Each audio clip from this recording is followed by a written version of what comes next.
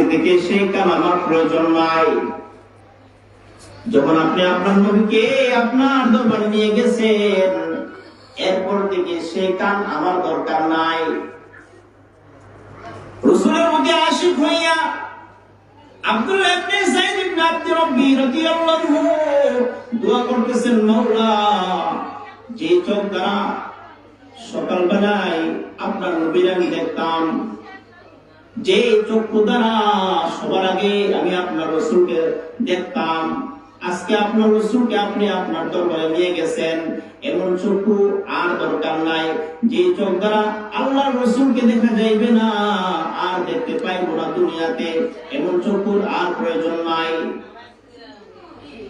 সাহাবী দোয়া করতেছেন, আল্লাহ যে জবান দ্বারা রাসূলের সঙ্গে আমি কথা বলতাম, আজকে থেকে এই জবান দ্বারা আল্লাহর রাসূলের সঙ্গে আর কথা বলতে পারবো না।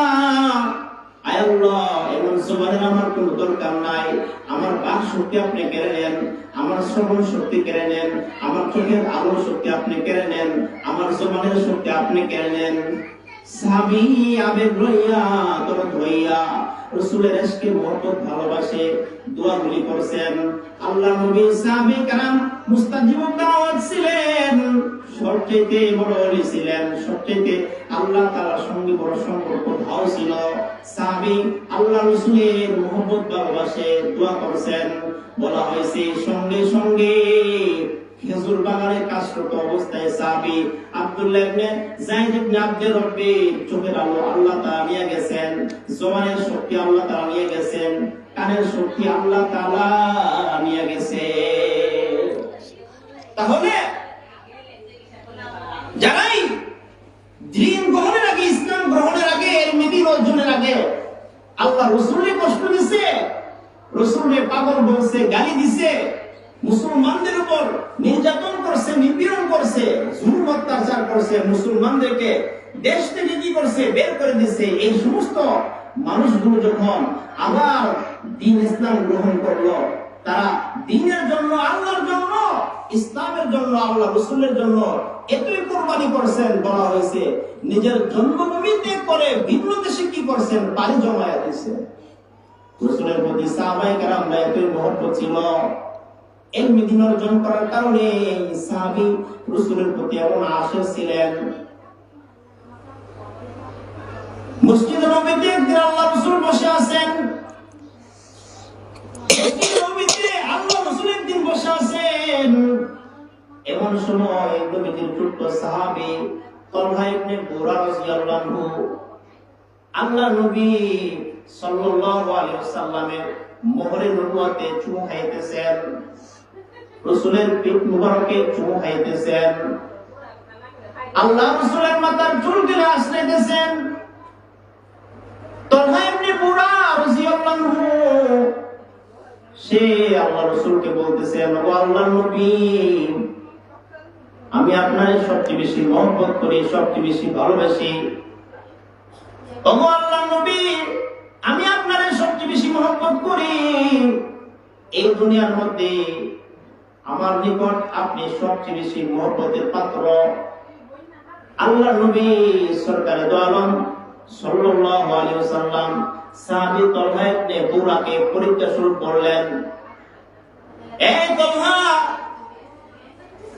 আমি দেখবো এখন তুমি কি আমার সবচেয়ে বেশি মহব্বত করো নাকি দুনিয়ার অন্য কাউকে মহব্বত করো। তালহা রে, যাও, আমি আদেশ করলাম, তুমি তোমার তরবারির দ্বারা তোমার মার মাথাটা কেটে নিয়ে আসো। নবীজি সাহাবী তালহা ইবনে বুরাকে পরীক্ষা শুরু করলেন, যাও দেখি তোমার দিলের ভিতরে আমার মহব্বত বেশি না তোমার মার মহব্বত বেশি। তালহা ইবনে বুরা রাদিয়াল্লাহু আনহু আল্লাহ নবীর সান্নিধ্য পাইয়া সাহাবায়ে কেরাম এমন দামি হইছেন, দিলের ভিতরে সাহাবায়ে কেরামের দ্বীন ইসলামের জন্য এমন আজমত, এমন মহব্বত, এমন ভালোবাসা অর্জন হয়েছেন নবীর সান্নিধ্য পাইয়া।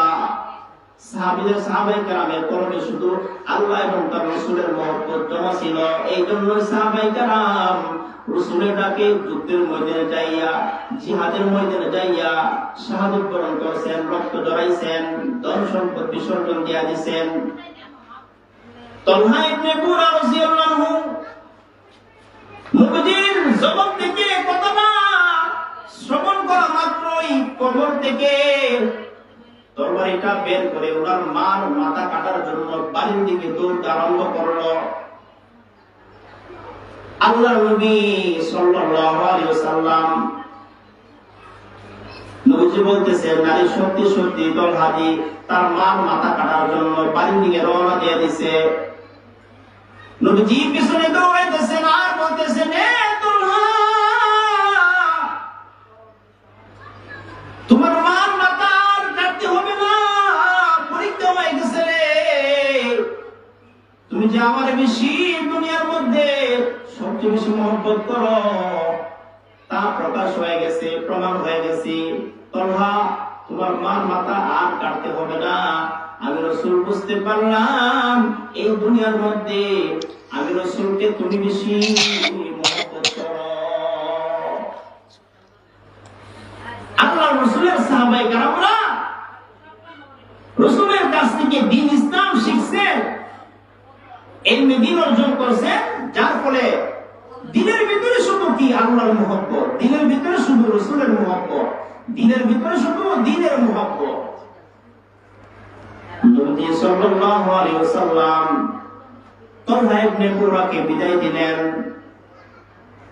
আল্লাহ রাসূল জনাবে মুহাম্মদুর রাসূলুল্লাহ সাল্লাল্লাহু আলাইহি ওয়াসাল্লাম শুনতে পাইছেন, নবীজি কিছুদিন পরে শুনতে পাইছেন তালহা ইবনে বুরা রাদিয়াল্লাহু আনহু অসুস্থ হয়ে গেছেন।